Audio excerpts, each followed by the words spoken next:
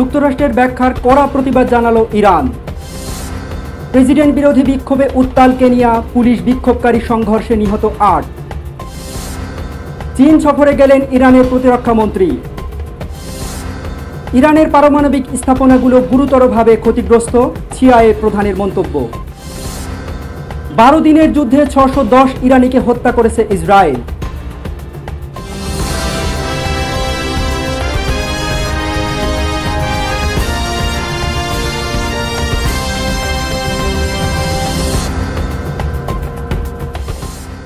আসসালামু আলাইকুম, আমন্ত্রণ চার্জ টিভির আন্তর্জাতিক সংবাদে।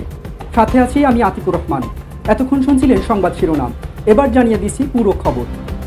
জাতিসংঘের নিরাপত্তা পরিষদে ইরানের পারমাণবিক স্থাপনায় মার্কিন হামলা নিয়ে যুক্তরাষ্ট্রের উপস্থাপিত ব্যাখ্যার তীব্র নিন্দা জানান ইরান। খবর বিবিসি। জাতিসংঘের নিরাপত্তা পরিষদের সেক্রেটারি জেনারেল ও প্রেসিডেন্টের কাছে পাঠানো এক চিঠিতে ইরানের স্থানীয় প্রতিনিধি আমির সাইদ ইরাভানি এই ব্যাখ্যাকে আইনিভাবে ভিত্তিহীন বলে অভিহিত করেছেন। চিঠিতে যুক্তরাষ্ট্রের সামরিক হামলাকে অবৈধ এবং জাতীয় সার্বভৌমত্বের লঙ্ঘন বলে উল্লেখ করেছে ইরান। একই সঙ্গে জাতিসংঘ সনদের 51 অনুচ্ছেদের আওতায় আত্মরক্ষার অধিকার দেখিয়ে যুক্তরাষ্ট্রের এই হামলার যৌক্তিকতা প্রতিষ্ঠার প্রচেষ্টাকে আন্তর্জাতিক আইনে হত্যা বলে অভিহিত করা হয়। চিঠিতে ইরাভানি আরও উল্লেখ করেন, আন্তর্জাতিক পারমাণবিক শক্তি সংস্থার সাধারণ সম্মেলনের প্রস্তাবনা অনুযায়ী শান্তিপূর্ণ উদ্দেশ্যে ব্যবহৃত পারমাণবিক স্থাপনাগুলোর উপর যে কোনো ধরনের হামলা কিংবা হামলার হুমকি আন্তর্জাতিক আইনের গুরুতর লঙ্ঘন এবং সংস্থাটির বিশ্বাসযোগ্যতা এবং যাচাই প্রক্রিয়াকে ক্ষুণ্ণ করে। এদিকে ইউরোপীয় ইউনিয়নের পররাষ্ট্রনীতি বিষয়ক প্রধান কায়া কাল্লাসও যুক্তরাষ্ট্রের হামলার আইনি বৈধতা নিয়ে প্রশ্ন তুলেছেন। গতকাল এক বিবৃতিতে তিনি বলেন, যে কেউ বল প্রয়োগ করলে তাকে আন্তর্জাতিক আইনি কাঠামোর মধ্য থেকে ন্যায়সঙ্গতভাবে তা ব্যাখ্যা করতে হবে। হামলাটি আন্তর্জাতিক আইনের দৃষ্টিকোণ থেকে কতটা বৈধ, এই প্রশ্নের জবাবে কায়া কাল্লাস বলেন, শতভাগ বৈধ বলা যায় না। বিক্ষোভে উত্তাল আফ্রিকার দেশ কেনিয়া। গত বছরের সরকার বিরোধী আন্দোলনের 1 বছর পূর্তি উপলক্ষে গতকাল বুধবার রাজধানী নাইরোবি সহ দেশ জুড়ে বিভিন্ন স্থানে রাস্তায় নামেন হাজার হাজার মানুষ। কয়েক জায়গায় বিক্ষোভকারীদের সঙ্গে পুলিশের ব্যাপক সংঘর্ষ হয়েছে বলে জানিয়েছে ব্রিটিশ সংবাদ মাধ্যম বিবিসি। সংঘর্ষে 8 জন নিহত হয়েছে বলে জানিয়েছে Kenya Medical Association, Law Society of Kenya এবং পুলিশ রিফর্ম ওয়ার্কিং গ্রুপ। তাদের তথ্যমতে আহত আরও প্রায় 400 জন। আহতদের মধ্যে 83 জনের অবস্থা সংকটাপন্ন বলে জানা গেছে। তবে কর্তৃপক্ষের তরফ থেকে আনুষ্ঠানিকভাবে হতাহতের সংখ্যা জানানো হয়নি।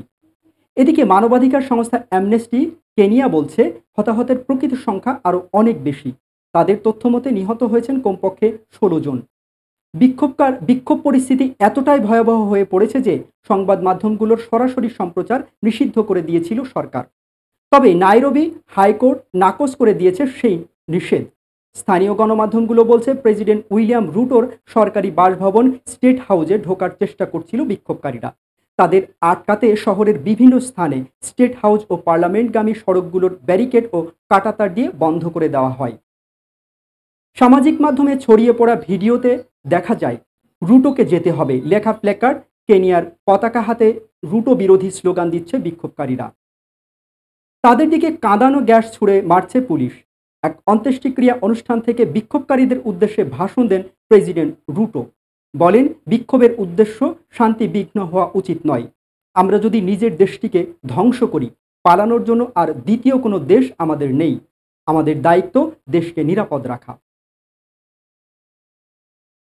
ইসরায়েল ও ইরানের মধ্যে যুদ্ধবিরতির 2 দিন পর ইরানের প্রতিরক্ষা মন্ত্রী ব্রিগেডিয়ার জেনারেল আজিজ নাসির জাহেদ 2 দিনের সফরে চীন গেছেন।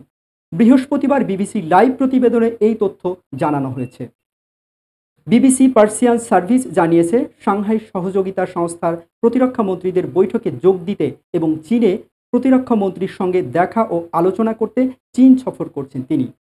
বিবিসি বলছে, এমন এক সময়ে তার এই সফর হচ্ছে যখন ইরানের সামরিক ও প্রতিরক্ষা প্রতিষ্ঠানগুলো সমালোচনা বাড়ছে। ইসরায়েলি আক্রমণের প্রথম ঘণ্টায় দেশটি কিভাবে সহজেই তার আকাশে নিয়ন্ত্রণ হারিয়ে ফেলল তা নিয়ে প্রশ্ন উঠেছে। দর্শক, আন্তর্জাতিক অঙ্গনের সর্বশেষ খবরাখবর নিয়ে আমাদের সাথে যুক্ত হয়েছেন আমাদের সহকর্মী অনিন্দিতা আহসান, নন্দিনী আহসান। নন্দিনী, আপনি কি আমাকে শুনতে পাচ্ছেন? যে আমার কাছে সর্বশেষ আপডেট হিসেবে যেটি রয়েছে সেটি হচ্ছে যে ইসরায়েল ইরানে টানা 11 দিন বোমা বর্ষণ করেছে বলে দাবি করছে এবং তারা তাদের লক্ষ্য অর্জন করেছে বলে তারা ভাবছিল, কিন্তু বাস্তবতা বলছে দুই প্রধান লক্ষ্য অর্থাৎ ইরানে পরমাণু কর্মসূচি ধ্বংস এবং সরকারের পতন কোনোটি অর্জিত হয়নি। এর কারণ হচ্ছে প্রথম লক্ষ্য ছিল ইরানের পরমাণু কর্মসূচি গুড়িয়ে দেওয়া, কিন্তু ইসরায়েলি হামলার আগে ইরান তাদের ফর্দ পারমাণবিক স্থাপনা থেকে গুরুত্বপূর্ণ ইউরেনিয়াম সরিয়ে ফেলেছিল, ফলে মূল ক্ষয়ক্ষতি তেমন হয়নি।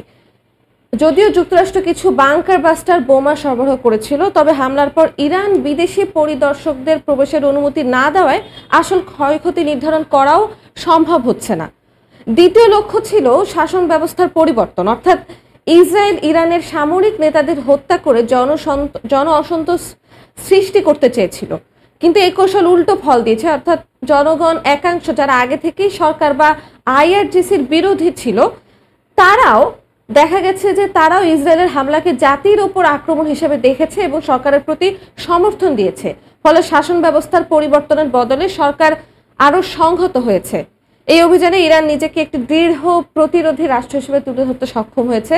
এমনকি যুক্তরাষ্ট্রের সাবেক প্রেসিডেন্ট ডোনাল্ড ট্রাম্প পর্যন্ত বলছেন যে এই যে ইসরায়েলের যুদ্ধবিরতি সেটা যেন ভঙ্গ না হয়। সব মিলিয়ে বলা যায় যে ইসরায়েলের এই আক্রমণ তাদের নিজস্ব কৌশলগত ব্যর্থতা এবং ইরানের রাজনৈতিক ও সামরিক দৃঢ়তা আরো উন্মোচন করেছে। ইরানের আরেকটি আপডেট আমি যেটা এই মুহূর্তে পেয়েছি সেটা হচ্ছে যে ইরানের সর্বোচ্চ নেতা আয়াতুল্লাহ খামেনির সাম্প্রদায়িক অনুপস্থিতির যে দেশ জুড়ে উদ্বেগ ও জল্পনার সৃষ্টি করছে। ইসরায়েল যুক্তরাষ্ট্রের হামলার পর তিনি জনসম্মুখে আসতে চাননি এবং কোনো বার্তা দেননি। তো সরকারি সূত্র জানায় যে তিনি সুরক্ষিত বাংকারে আছে এবং নিরাপত্তার কারণে ইলেকট্রনিক যোগাযোগ এড়িয়ে চলছেন। তবে এই নিরাপত্তা তার জীবন, সুস্থতা এবং সিদ্ধান্তে সম্পৃক্ততা নিয়ে নানা প্রশ্ন তুলছে।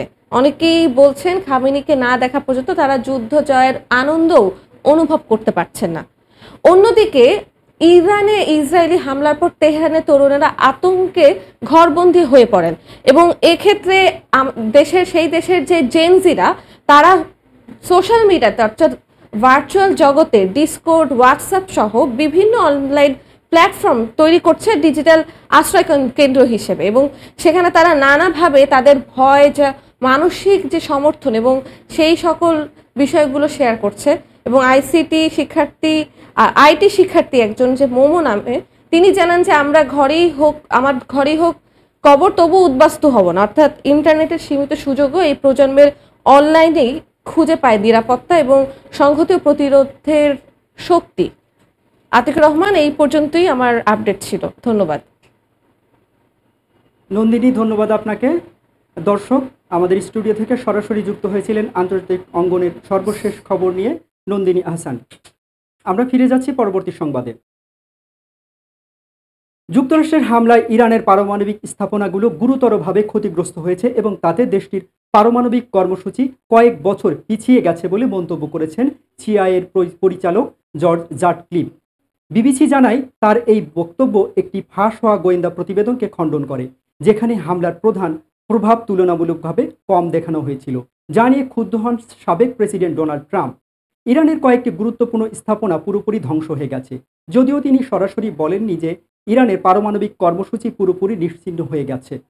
তার দাবি অনুযায়ী নতুন গোয়েন্দা তথ্য বলছে এসব স্থাপনাগুলো পুনর্গঠনে কয়েক বছর লেগে যেতে পারে। একই সঙ্গে জাতীয় গোয়েন্দা সংস্থার পরিচালক তুলসী গ্যাবার্ডও রাটক্লিফের বক্তব্য সমর্থন করে বলেন, ইরান যদি পুনরায় তাদের পারমাণবিক কার্যক্রম গড়তে চায় তবে নাতাঞ্জ, ফোর্দো এবং ইস্পাহানের স্থাপনাগুলো সম্পূর্ণ পুনর্গঠন করতে হবে, যাতে দীর্ঘ সময় লাগবে। এর আগে পেন্টাগনের একটি গোয়েন্দা সংস্থা এক ফাঁস হওয়া প্রাথমিক প্রতিবেদনে বলেছিল ইরানের পারমাণবিক কর্মসূচির প্রধান উপাদানগুলো এখনও অক্ষত আছে এবং হামলার ফলে তাদের কার্যক্রম সর্বোচ্চ কয়েক মাস পিছিয়েছে। মার্কিন প্রতিরক্ষা মন্ত্রী পিট হেগসেথ বলেন, এই মূল্যায়নটি অসম্পূর্ণ তথ্যের ভিত্তিতে তৈরি এবং পরবর্তীতে তা বদলাতেও পারে। হামলার বিষয়ে প্রেসিডেন্ট ট্রাম্প দাবি করেন, আমাদের আক্রমণে ইরানের পারমাণবিক অবকাঠামো পুরোপুরি ধ্বংস হয়ে গেছে। তিনি মিডিয়ার বিরুদ্ধে তথ্য বিকৃতির অভিযোগ এনে বলেন, ভুয়া সংবাদ মাধ্যম ইচ্ছাকৃতভাবে জনগণকে বিভ্রান্ত করছে। তিনি আরও জানান, বৃহস্পতিবার প্রতিরক্ষা দপ্তরে একটি আকর্ষণীয় ও অকাট্য সংবাদ সম্মেলনের আয়োজন করা হবে। এদিকে হেগে অনুষ্ঠিত ন্যাটো সম্মেলনে ট্রাম্প বলেন, এই হামলা ছিল সম্পূর্ণ ধ্বংসাত্মক। ইরানের উচ্চাভিলাষকে স্তব্ধ করে দেওয়া হয়েছে।